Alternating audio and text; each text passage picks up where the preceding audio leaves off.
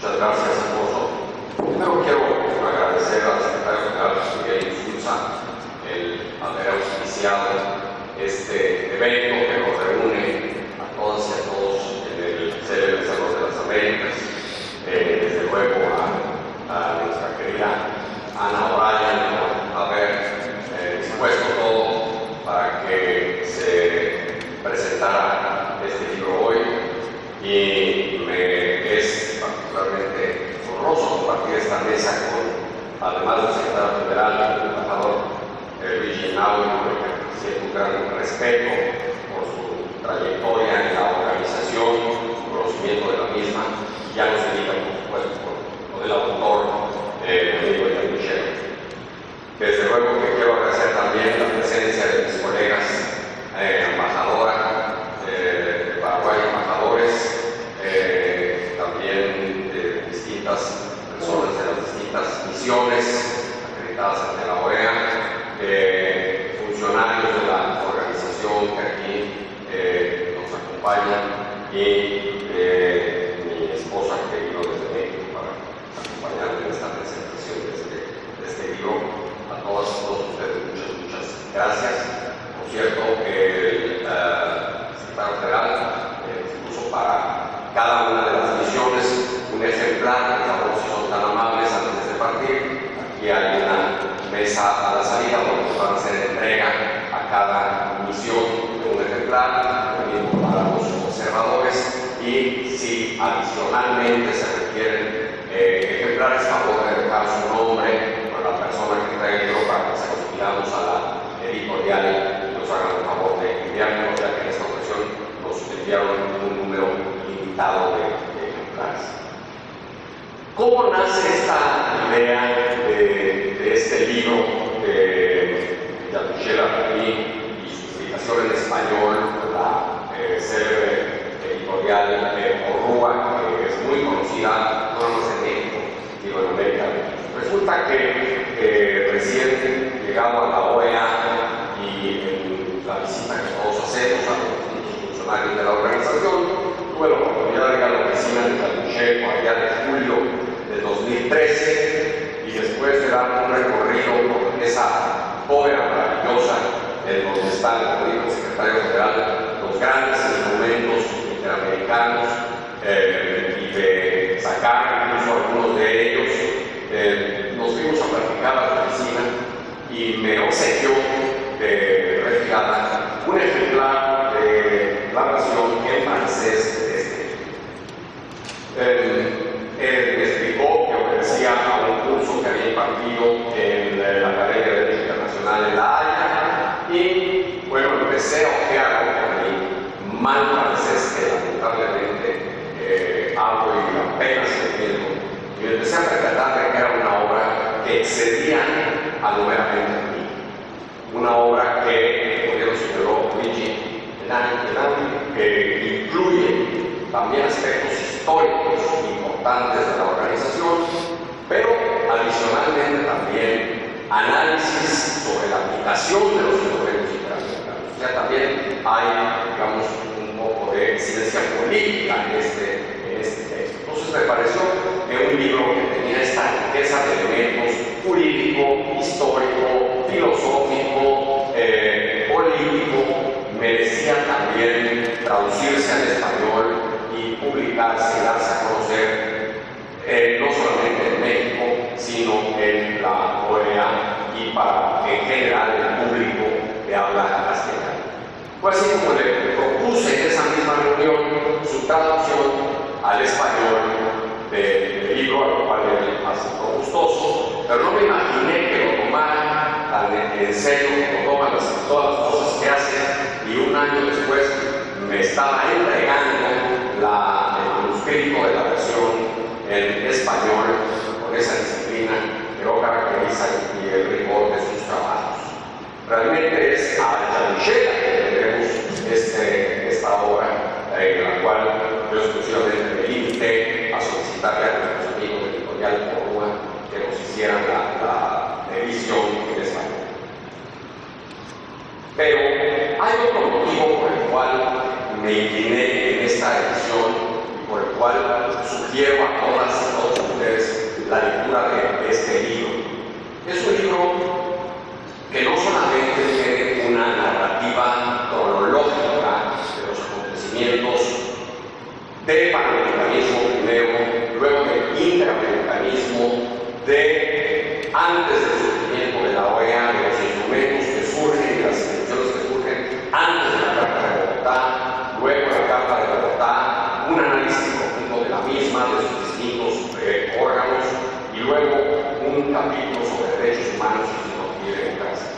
Lo que me llamó poderosamente la atención del libro es que es un libro de tesis. Es un libro que contiene una tesis muy interesante. Podrá ser aceptada, rechazada, pero en todo caso creo que vale la pena detenernos en ella. Y esto fue lo que más captó mi interés para esta obra en español. Permítanme brevemente leer las propias palabras del autor esta tesis, que me parece que es de un gran valor, que explica mucho de lo que acontece hoy en día en la OEA y de la actuación de muchas de nuestras instituciones, particularmente en el terreno de los derechos humanos y de la democracia.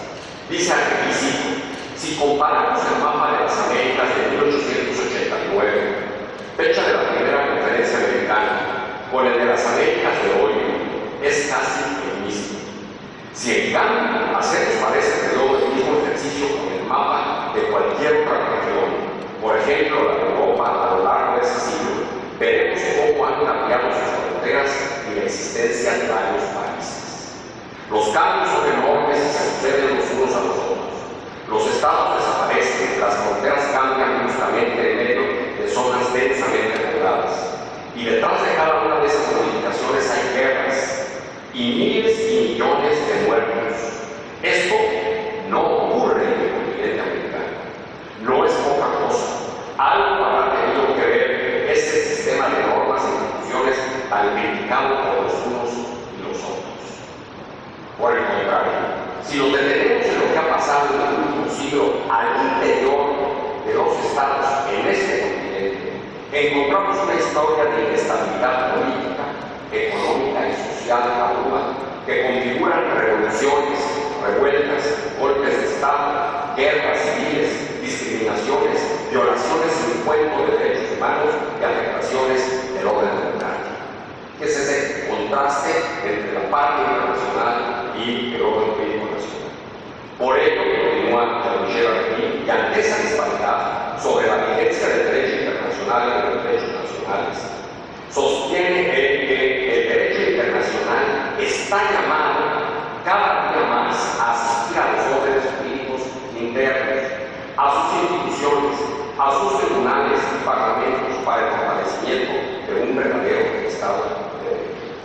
Ojo, subrayo, dice a asistir, no a suplantar, no a sustituir, a asistir. Y es precisamente esa asistencia lo que explica el desarrollo de múltiples instituciones y programas que integran y explican hoy en día el funcionamiento de la OEA, como por ejemplo la Comisión y la Corte Interamericana de Derechos Humanos en el plano de los derechos humanos, o las misiones de observación electoral en el terreno de las prácticas democráticas. Por supuesto que esto replantea, como el mismo autor lo señala en esas páginas del libro, el principio de no intervención. No lo niega, no lo rechaza, simplemente lo replantea. Estamos ante una situación en donde, precisamente por todas estas inestabilidades y confusiones internas, el derecho internacional es cada vez más llamado a asistir al derecho internacional. ¿Esa es una afectación de la soberanía? No lo creo. Porque finalmente fuimos estados soberanos los que soberanamente, ahora esta redundancia, suscribimos la Carta de Bogotá, los que suscribimos cada uno de los instrumentos internacionales, desde el diálogo, la Carta Democrática, la Convención, etcétera, etcétera. Era ahí una tesis interesante que es la que da unidad al libro, la que da estructura al libro. No es, por lo tanto, nada más una narrativa, sino es una explicación de cómo ha venido evolucionando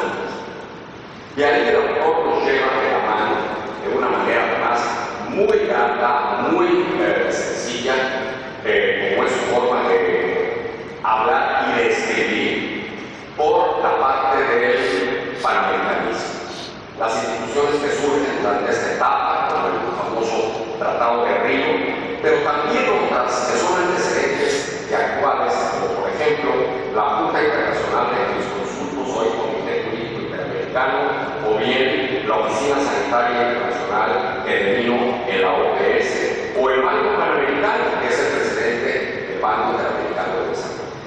De todo eso nos da cuenta Jean-Michel Apathy, así como en un capítulo sobre la forma como se aplicó, por ejemplo, el Tratado de Asistencia Recíproca. El otro capítulo es ya sobre la OEA, el nacimiento de nuestra organización y de sus distintos instrumentos. No solamente recorre Jean-Michel Apathy el surgimiento como tal en 1948, sino también los distintos protocolos de reformas en Buenos Aires, 67, Cartagena de Indias, 85, Washington, 91 y Managua, Nicaragua, 93, analizando cada uno de ellos. Y cómo se han venido aplicando a través también de otros mecanismos que cuenta la OEA, como son la consulta de ministros de Relaciones Exteriores, órganos como el Consejo o el caso mismo de las pareciera pues que hasta aquí ya era un muy buen libro, un libro bastante completo, pero Regino se detiene, todavía introduce otros capítulos más, uno en particular sobre democracia, en donde nos analiza primero los antecedentes de la Carta Democrática, desde el protocolo de Cartagena de Indias y algunos otros precedentes, y luego cómo ha sido esta invocada en distintos crisis y en distintas situaciones en que ha sido llamada a arreglar hechos concretos. Lo mismo respecto de derechos humanos. Distingue claramente la convención que da origen a la comisión de la carta que da origen a la comisión, de la convención que da origen a la corte. Y cómo, si bien la comisión viene siendo obligatoria para todos, porque al haber suscrito la carta, no es el mismo caso de la corte para quienes solamente han suscrito y se han adherido a la convención. De modo que es un libro también muy completo, es un libro que ilustra cómo surgió, por qué surgió, cómo se desarrolló y cómo se ha aplicado toda la implementación jurídica interamericana. Concluye con algo que me parece muy justo de un hombre que, como aquí se ha dicho, lleva más de 20 años en la OEA. Sí, pedirle a la OEA que resuelva todos los males de las Américas es favorecer su desprestigio, ya que no está hecha para ello, es condenarla al fracaso. La nueva visión estratégica de la OEA ha establecido, como lo señaló el secretario general, la institucionalidad de los 4 pilares, ha podido establecer acuerdos, consensos entre los Estados miembros sobre el rumbo que queremos para nuestra organización, cuáles son sus instrumentos de navegación y cuáles son sus objetivos estratégicos para fortalecer cada uno de sus pilares. En este viaje, en esta ruta, el libro de Jean-Michel Apathy es sin duda una brújula imprescindible. Recomiendo a todos y a todos ustedes su lectura.